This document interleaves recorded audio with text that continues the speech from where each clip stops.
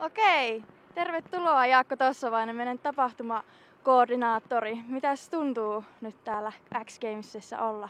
No siis tää on tuttu tunne tää perjantai, että 3 päivää tässä on painettu ja talakooporukka on tehnyt vähän pitempään jo, mutta nyt on hyvä fiilis, alkaa olemaan hommat parin tunnin päästä ihan täysin tikissä ja laskijat alkaa saapumaan, niin saadaan X Games pikkuhiljaa käyntiin.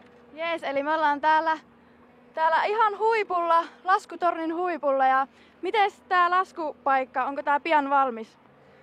Tämähän on tällä hetkellä periaatteessa lumia vaille valmis, että torni missä ollaan, niin tää on ollut jo monta päivää tällaisena oottelemassa lumia tässä, että ei oikeastaan tämän suhteen ei tarvi enää tehdä mitään muuta kuin lumet päälle ja sitten lähdetään alaspäin. Jes, selvä homma.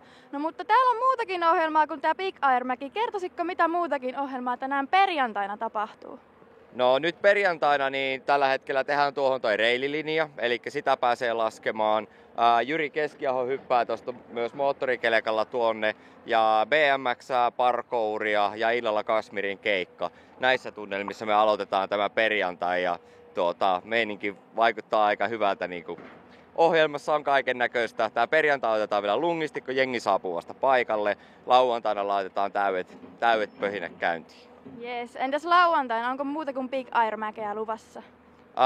Tämä mäkihän on auki koko päivän huomenna, eli meillä on niin sanotut mustat hevoset mahdollista päästä tänne torniin ja niitä ilmoittautumisia on tullut jo jonkun verran. Eli vetään Big Airia, sitten vastaavasti rannassa on suppihommat Rautio Surf Centerillä ja niin edespäin. Eli parkouria, BMX, kelekkakrossi, hyppyjä. Tää on ihan täynnä koko ajan meininkiä tää paikka. Jes, kiitoksia paljon. Kiitos.